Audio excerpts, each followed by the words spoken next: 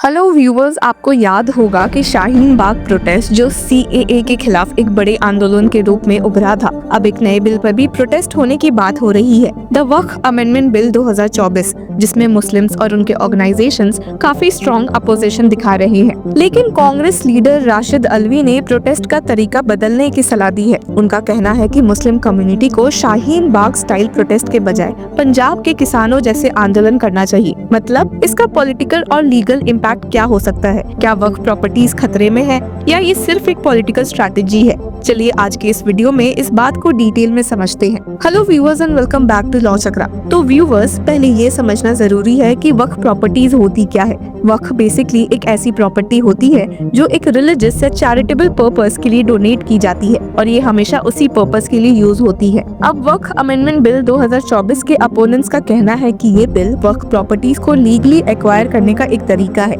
जिससे Muslim community को नुकसान हो सकता है। AIMPLB यानी all India Muslim personal law board का कहना है कि अगर ये बिल पास हो गया तो ये मुस्लिम आइडेंटिटी और रिलीजियस ऑटोनॉमी पर सीधा अटैक होगा। इसी वजह से 17 मार्च को जंतर मंतर पर एक महाधरना का प्लान है जिसमें AIMPLB और दूसरी मुस्लिम ऑर्गेनाइजेशंस एक बड़ी प्रोटेस्ट करने वाली है। अब आते हैं राशिद अल्वी की बात पर। उन्होंने ये कहा कि मुस्लिम्स को शाहीन बाग स्टाइल प्रोटेस्ट नहीं बल्कि फार्मर्स प्रोटेस्ट जैसा आंदोलन करना चाहिए। उनका कहना है कि अगर प्रोटेस्टर्स सीधा ये कहे कि हम किसानों की तरह सड़कें रोक देंगे, 2 साल तक बैठेंगे और सरकार को मजबूर करेंगे तो शायद उनकी बात सुनी जाएगी। अब व्यूअर्स, ये एक बहुत ही बड़ा स्टेटमेंट है क्योंकि हम सब जानते हैं कि फार्मर्स प्रोटेस्ट ने मोदी गवर्नमेंट पर कितना प्रेशर डाला था और आखिरकार सरकार को फार्म लॉज वापस लेने पड़े थे। तो राशिद अल्वी ये कह रहे हैं कि अगर मुस्लिम्स भी इसी तरह प्रोटेस्ट करें तो सरकार को बिल वापस लेना पड़ सकता है। लेकिन व्यूअर्स, ये सजेशन पॉलिटिकली और लीगली कितना सही है? क्या वाकई ऐसी स्ट्रैटेजी काम करेगी या ये सिर्फ एक पॉलिटिकल स्टेटमेंट है? तो दोस्तों, राशिद अल्वी की स्टेटमेंट एक लार्जर पॉलिटिकल गेम का हिस्सा भी हो सकती है। कांग्रेस पिछले कुछ सालों से एक ट्रिकी पोजीशन में है। एक तरफ वो हिंदू वोट्स भी अट्रैक्ट करना चाहती है और दूसरी तरफ मुस्लिम कम्युनिटी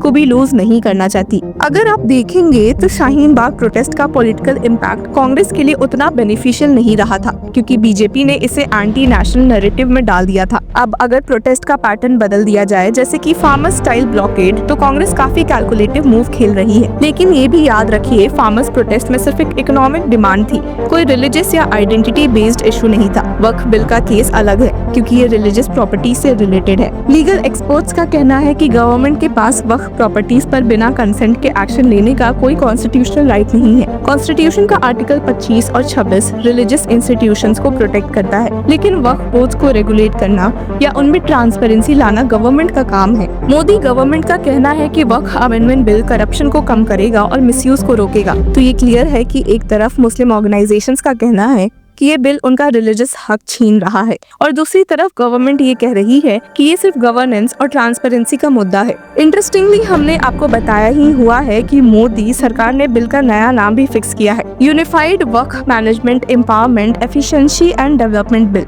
गवर्नमेंट का कहना है कि ये बिल वक्फ प्रॉपर्टीज का बेटर मैनेजमेंट और ट्रांसपेरेंसी लाएगी। पर वहीं दूसरी ओर जामियत उलेमा-ए-हिंद और all India Muslim personal law board ने इस बिल के खिलाफ प्रोटेस्ट का ऐलान कर दिया है। जंतर मंतर पर 13 मार्च को मैसिव डेमोन्स्ट्रेशन होने वाला है। क्या ये बिल सच में अनकॉन्स्टिट्यूशनल है? क्या ये एक पर्टिकुलर कम्युनिटी के राइट्स को टारगेट कर रहा है? और सबसे बड़ी बात, इसका इम्पैक्ट आम आदमी पर क्या होगा? पार्लियामेंट के साथ साथ क्या ये बिल सुप्रीम कोर्ट के सामने भी जाने वाला है? ऐसे कई सवाल हमारे सामने आए हैं, पर अब तक वक्फ प्रॉपर्टीज का मैनेजमेंट वक्फ बोर्ड्स के पास होता था जो कि एक इंडिपेंडेंट बॉडी थी और यही चेंजेस इसमें आए हैं। अब नए अमेंडमेंट बिल के मुताबिक डिस्ट्रिक्ट मजिस्ट्रेट को वक्फ प्रॉपर्टीज के मैनेजमेंट का ज्यादा पावर मिल जाएगा। गवर्नमेंट डायरेक्ट इंटरफेरेंस कर सकेगी जो पहले अलाउड नहीं था। अगर कोई डिस्प्यूट होता है तो वक्फ ट्रिब्यूनल के बजाय जनरल सिविल कोर्ट्स इसे हैंडल करेंगे। ये वही प्रोविजंस है जिन पर मुस्लिम ऑर्गेनाइजेशंस को सबसे ज्यादा एतराज है। जामियत उलेमा-ए-हिंद के चीफ मौलाना अरशद मदानी ने कहा है कि ये बिल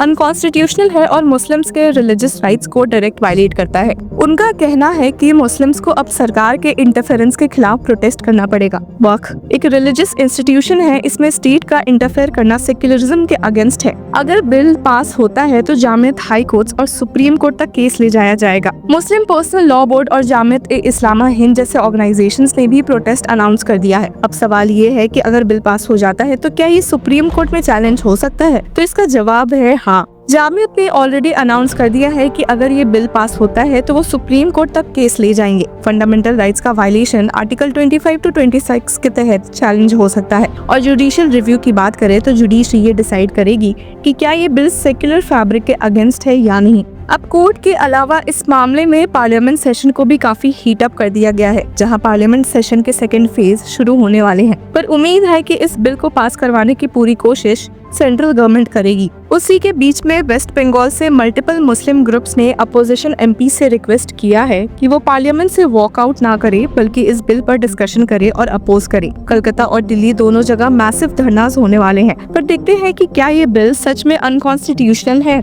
लीगल एक्सपर्ट्स का कहना है कि ये बिल आर्टिकल 25 और 26 का वायलेशन है, जो रिलीजियस फ्रीडम और रिलीजियस इंस्टीट्यूशंस के मैनेजमेंट का राइट देता है। जामियत का कहना है कि वक्फ एक रिलीजियस एंटिटी है और सरकार का इंटरवेंशन अनकॉन्स्टिट्यूशनल है। डीएम और सिविल कोर्ट्स को पावर देने का मतलब है कि वक्फ प्रॉपर्टीज पॉलिटिकल प्रेशर में आ सकती है। मुस्लिम ग्रुप्स का कहना है कि वक्फ बोर्ड का करप्शन जरूरी है, लेकिन इसका सोल्यूशन गवर्नमेंट इंटरफेरेंस नहीं है। एक और आर्ग्यूमेंट दिया जा रहा है कि मुस्लिम ऑर्गेनाइजेशंस और स्टेक होल्डर से कंसल्टेशन नहीं की गई, जो एक डेमोक्रेटिक प्रोसेस के खिलाफ है। अपोजिशन पार्टीज भी इस बिल को टारगेट कर रही है और कह रही है कि गवर्नमेंट रिलीजियस इंस्टीट्यूशंस को कंट्रोल करना चाहती है। अब सबसे बड़ा सवाल ये है कि क्या वक्फ अमेंडमेंट बिल पास होगा, और अगर हाँ तो क्या AIMPLB और मुस्लिम ऑर्गेनाइजेशंस इसे रोक पाएंगे। इस केस का पहला सिनेरियो ये हो सकता है कि अगर प्रोटेस्ट बड़ा हो जाता है और फार्मर्स प्रोटेस्ट जैसा इम्पैक्ट डालता है तो हो सकता है कि गवर्नमेंट बिल को रिकंसिडर करे। लेकिन दूसरा सिनेरियो ये है कि अगर प्रोटेस्ट ज्यादा डिस्टर्ब नहीं कर पाता